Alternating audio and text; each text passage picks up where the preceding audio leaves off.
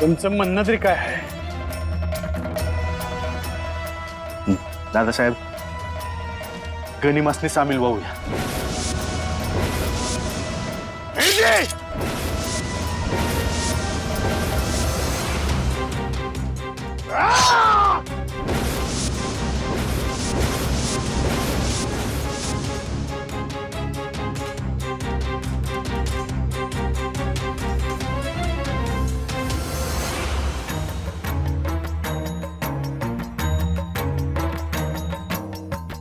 ओ बहिरजी, अहो, असं काय करायला लागलाय? हा, कुठं हरवलायचा?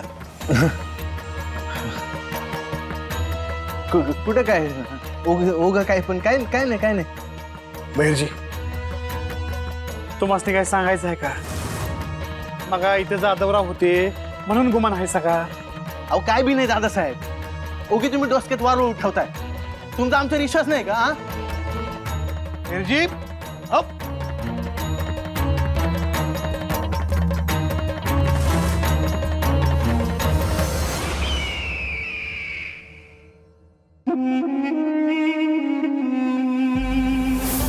रावत खां, दक्खन मुहिम की कारगुजारियों को मद्देनजर रखते हुए आपको याद फरमाया है विशालगढ़ की एहतिमाम पर आपको कड़ी नजर रखनी है. जी हुजूर. और उस केसो पंत को वहां से जल्द बुला लीजिए. हमें उसे आगाह करना है. जी. और वो संताजी घोरपड़ा का भाई, क्या नाम है उसका? बहिर जी. बहिर जी, वो अगर मिल जाए तो उसे दोबारा गिरफ्त में ले लेंगे. ये बेवकूफी मत करना. उसे हाथ भी मत लगाना, छोड़ देना उसे. वो अब हमारा मातहत बन चुका है. पूरी तरह शिकंज में नहीं आया, बहुत जल्दी आ जाएगा, बहुत जल्दी.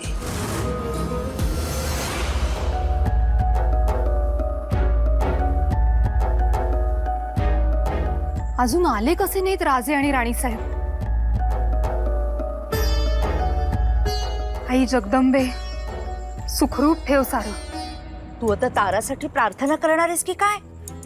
तसं नाही ग माई, राजांसाठी करते प्रार्थना. मला तर वाटतं देव करो आणि फक्त राजे सुखरूप परतो.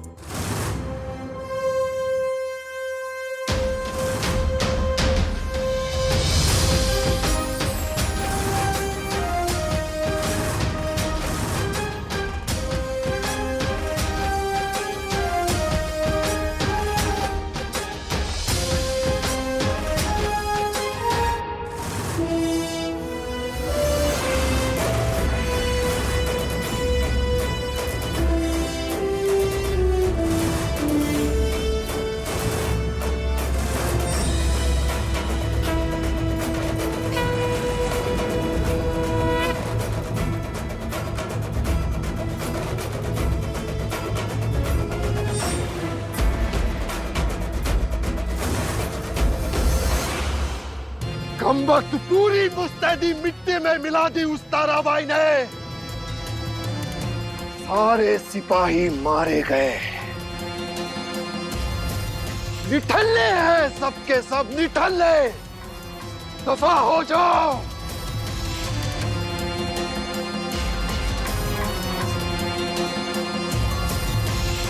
हुजूर, क्या है? जिंजी से ये आया है. जिंजी से?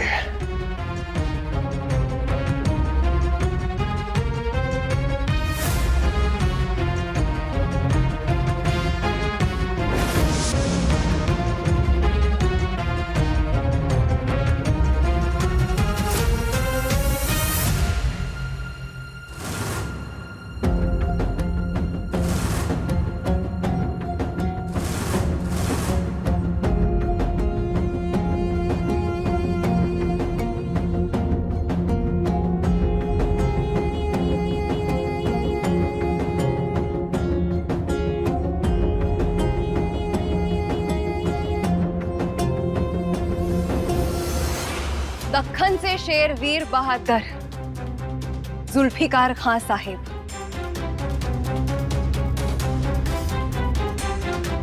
आपल्या पराक्रमाची आम्हास कदर आहे, कौतुकही आहे. छल कपट आपल्या मनी नाही. मात्र पापी औरंगजेबाच्या आज्ञेवर हुकूम आपल्याला काही कूटनीतीचे खेळ करावे लागतात. तसं आपण त्यांच्या आज्ञेबाहेरही नाही.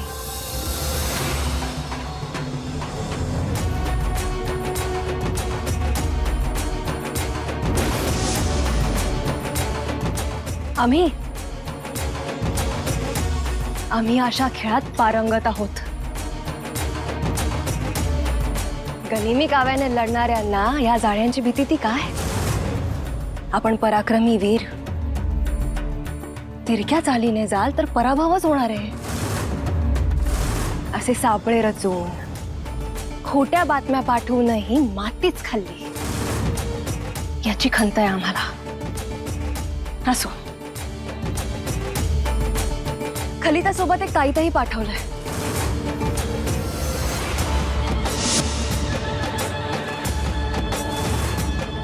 अल्लाह तालाचं नाव आहे त्यावर मौजूद. मात्र आपल्या शिपायांच्या गळ्यात हे असे ताईत बांधू नये. आम्ही त्यांचे गळे कापतो, मग हे ताईत खाली पडतात. त्यांच्या नापाक रक्ताने ते खराब होतात. अल्लाह तालाची अशी दुर्दशा आपल्या पाक बंद्यांच्या हातून होऊ नये. जपावे.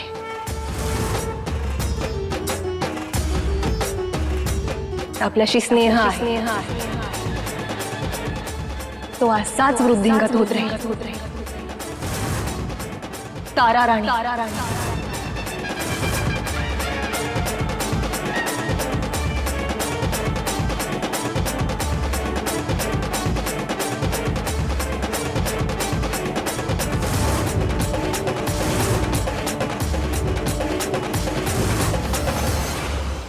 राणी सब, काय म्हणावं तुम्हाला? तुम्ही या अशा अवघडलेल्या आणि त्यात हे असलं धाडस करताय. कमालच आहे बघा तुमची. तूच सांग आता त्यांना, आम्ही सांगून थकलो आहोत. अगं बाई राज, येते जी.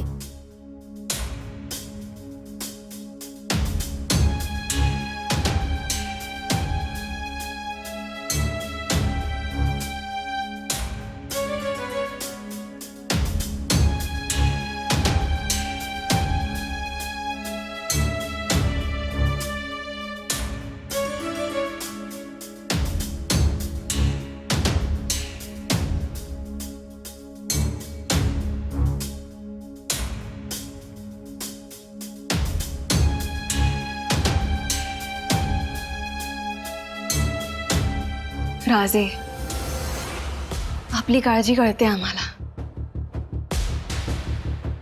पण तिकडे आपल्यावर असं संकट ओढावणं आणि आम्ही इथे स्वस्थ राहावं का? तरीही राणी साहेब, काय आहे, नसतं धाडस बरं नव्हे. राजे, ते आम्हाला करावंच लागणार होतं. हो, तुम्ही आला नसतात तर आमचा जीव. राजे, असं काही अभद्र बोलू नका. आणि आपला जीव वाचवणारे आम्ही कोण? जगवणं वाचवणं हे दैवाधी. आणि असा विचार केला तर आपलं तिथे जाणं, ऐनवेळी आम्हाला संकेत मिळणं आणि आमचं तिथे येणं हा सुद्धा एक दैवी खेळच आहे. दैव आपल्या पाठीशी आहे आणि आबासाहेबांचा आशीर्वादही आहे. सारं काही सुरळीत होईल. तरीही राणी साहेब, दैवावर भिस्त ठेवून असं धाडस पुन्हा करू नये. नाही राजे, आमची भिस्त आम्हा स्वतःवर आहे. आम्ही हे धाडस केलं कारण हा जुल्फिकाराचा सापळा होता आणि ते आपल्याला माहित नव्हतं. राजे, समोर येणारे हजार हशम आपण गारद कराल, पण आपल्या मागे लचके तोडणाऱ्या दुश्मनांचं काय करायचं? म्हणून आम्हाला यावं लागलं. त्याबद्दल कौतुक आहेच राणी साहेब. अशी वेळ पुन्हा येऊ नये. वेळ आली तरी आपण मागे हटायचं नाही राजे. जशी आई होण्याची भावना आम्ही जपतो आहोत, तसंच आपली पत्नी होण्याची जबाबदारी आम्ही निभावतो आहोत. आणि रयतेची राणी म्हणूनही आम्हाला आमचं कर्तव्य निभवायचं आहे. याबद्दल आम्हाला काही ऐकायचं नाहीये. फक्त आपलं बाळ. आपलं बाळ.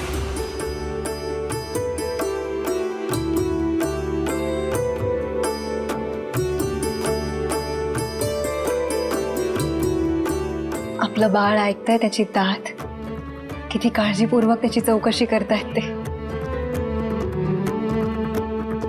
ते सांगताय. काळजी नका करू, आम्ही आहोत सुखरूप.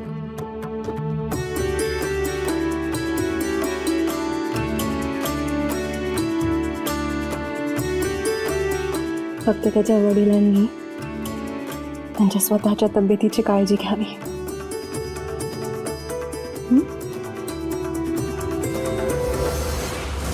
रावजी, दक्षिणेतनं आदिल खान औरंगजेबाच्या छावणीकडे निघालाय. मोठा खजिना बी हाय सोबत.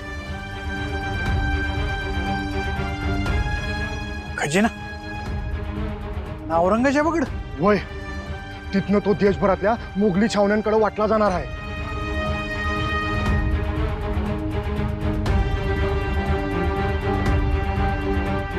सेनापती, नामी संधी आहे, मारायचा का हात? या औरंगेला एक गुंजभर बी धन मिळू द्यायचो नाही मी. यो खजिना तर लुटायचाच. बरं दादासाहेब, यातनं साध्य होणार काय? अहो नुसती लुटालूट करून ती औरंग काय जेरीला येणार आहे वय? अहो पुरता जिरेला येईल. आपल्या रयतेच्या तोंडचा घास पळवून सवताच्या तुंबड्या भरत्यात ही मोगल. पण आपण हे समज होऊ द्यायचो नाही. रयतेच्या हक्काचं धन रयतेला मिळवून द्यायचं. तिनं येऊ औरंग्या पुरता जिरेला येईल. ते जाधवराव बी दक्षिणेकडे घुसल्यात. ते बी मोहीम काढून कुरगोडी करणार. बहिरजी, त्या जाधवरावांनी किती बी वाकड्या रेषा वडू द्यात, पण ते जे काही बी करतात ते स्वराज्यासाठीच करतात ना. अहो त्यांची एक मोहीम तर आपली एक मोहीम. हा, अशा एका एक मोहिमा निघाल्या तर मुघलांचंच कंबरडं मोडणार आहे. आणि मोहिमा जितक्यात जास्त स्वराज्य तितकंच बळकट. आता मागं हटायचं नाही. चला तयारी करू.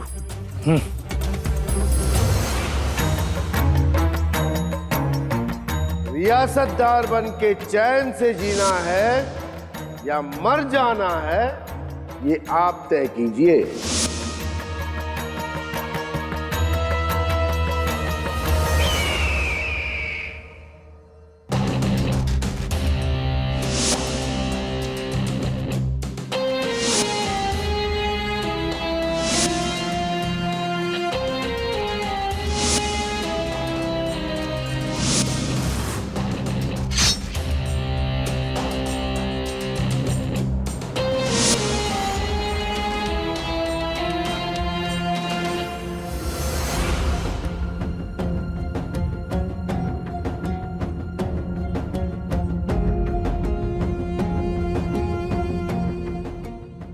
बुझान,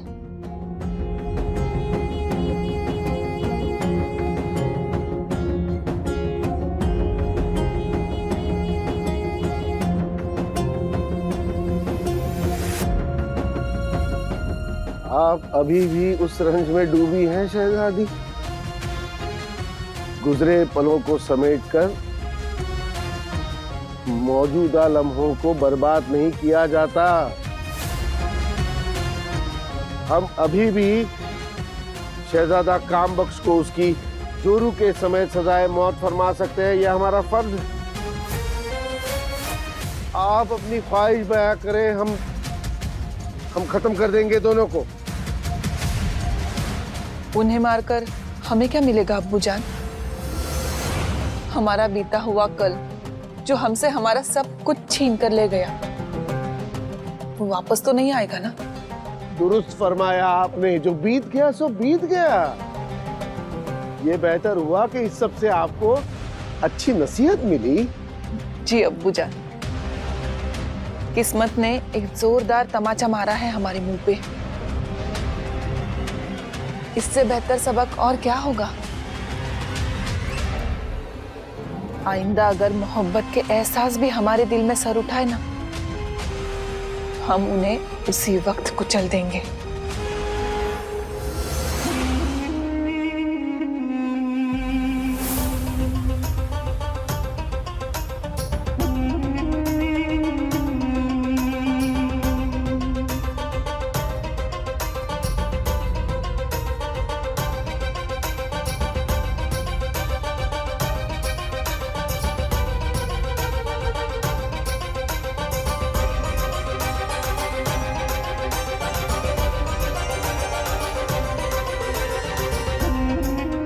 फिलहाल अब अल्लाह ताला की तस्वीर में अपने आप को जुटाए रखिए।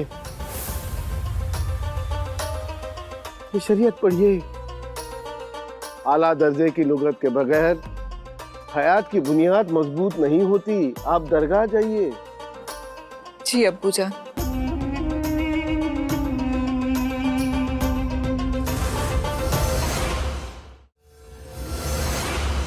राजमान्य राजेश्री स्वस्तिश्री छत्रपती राजाराम राजे आणि सकल सौभाग्य संपन्न मातुश्री तारा राणी साहेब यांचे चरणबिंदी बालके धनाजीचा शिरसाष्टांग नमस्कार। कलिता धांडेस आनंद आहे की आपण साहेब कामी दक्षिण मोहिमेवर रुजू आहे। अरे वा, जाधवराव दक्षिणेत आलेत। इकडे मोहीम नामजद आहे। सैन्याची कुमक अगत्य लागलेस कैवेनच। साहेबी आनंद आहे। याचप्पा नाईक आणि नागोजीराव यांची कामगिरी ऐकली, बहु संतोष झाला। आपण वतनदारी सुरू करून मुलूक जोडण्याचा जो छंद जपला आहे त्यामुळे मराठी राज्याच्या सीमा विस्तारत आहेत। बहुत काय लिहिणे। याला म्हणतात निष्ठा। जाधवरावांनी जणू आमच्या मनातले बोल ऐकले। आम्ही वतनदारी बद्दल त्यांना काहीही न सांगता सारं समजून घेतलं। पण संताजीरावांना मात्र हे पटले नाही। संताजीराव दक्षिण मोहिमेत आहेत असे ऐकतोय। मात्र इकडे खलिता नाही, मदत हवी अशी मागणी नाही। राजे, संताजीरावांना तशी मदतीची गरजही भासणार नाही। ते एकटेच लाखांस पुरेसे आहेत आणि तेवढा प्रकार त्याचा आत्मविश्वासही आहे। भीती वाटते राणीसाहेब। कधी कधी हा आत्मविश्वास अति आत्मविश्वास होतो आणि नडतो। राजे, संताजीरावांबाबतीत असं काही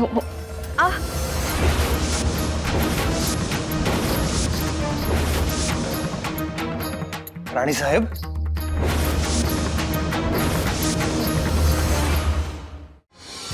अक्षय अजगरावाने सुस्तावलाय तो आदिल खान। तवरच चेचायचं त्याला। फकस्त रात होऊ द्या, मग बुकना पाडायचा। पर दादासाहेब, सैन्य चौपट आहे, निभाव लागल वय। हो बहिरजी, तुम्ही त्या जाधवरावांनी उगा शंकेची वेळ उपसू नका। आता फक्त आत घुसायचं आणि सुपडा साफ करायचा, मागचा पुढचा विचार नाही करायचा। एवढा शिवछत्रपतींचं गनिमी गावा पाठीशी असताना कशाला भ्या बाळगायचं? आपण त्यांच्या पात्र पोचायचं, शेवटपर्यंत त्यासनी मागमूस नाही लागू द्यायचा की आपण तिथपर पोचलोय। पर ते कसं जमावजी?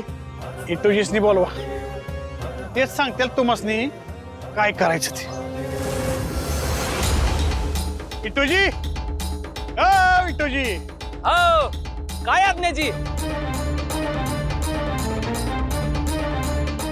आता त्यांचा आवाज येतोय, प्रत्येक कुठेच दिसणार। अहो कुठं आहेसा तुम्ही? हे काय हित तुमच्या पुढ्यातच उभा आहे नव।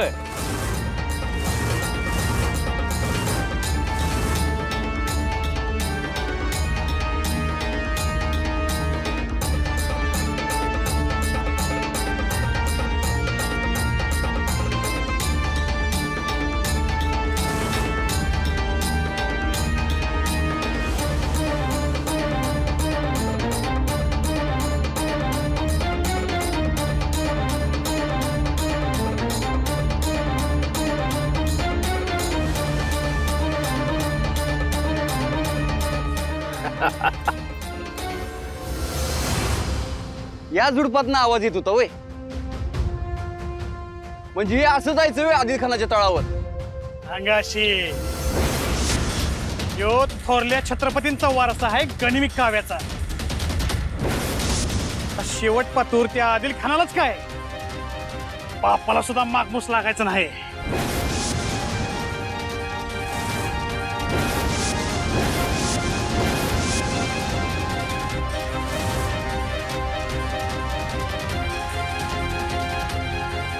गनिम